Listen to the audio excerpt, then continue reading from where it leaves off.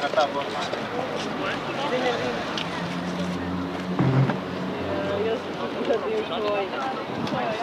da imamo to. Ja, ta bi še prijesno.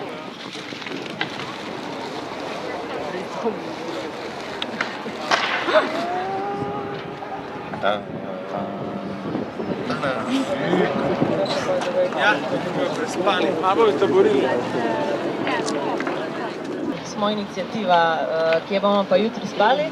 Prišli smo do tega, da res veliko nas ima težavo s stanovanjskim področjem in pravzaprav smo že počasi zelo jezni. Zato, ker je imeti stanovanje v Ljubljani ali pa kjerkoli drugje postalo luksuz in ne pa osnovna človekova pravica. Sem bivši brezdomec, ženski dal najemnino za pol leta vnaprej plačano plus kavcijo. Ženska je prišla, smo imela sestanek, mi pokazala sliko, ste to vi. Iz časopisa ali kaj? Ja, iz časopisa. S takimi nočemo imeti opravka. 500-600 evrov na mesec pač moraš vsaj imeti zagotovo po minimalnem, če hočeš sam živeti v nekem solidnem stanovanju.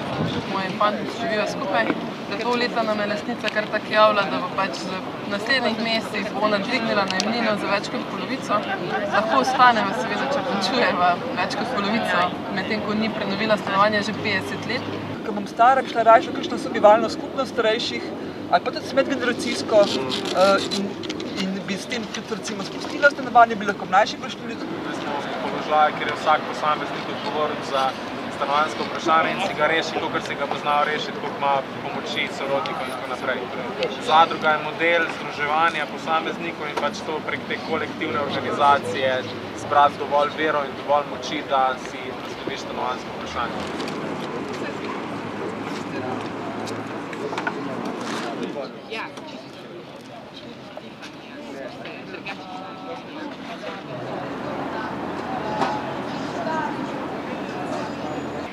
Rad kolesarim, raziskujem, potujem. Ne delam problemov, ne pijem, oklepaj veliko, zaklepaj, in ne kadim. Rad imam hišne ljubljenčke, ga pa nimam. Sem higieničen in izjemno organiziran.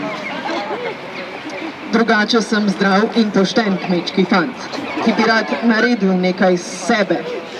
Ampak moram trenutno zaradi tega žal živeti v Ljubljani.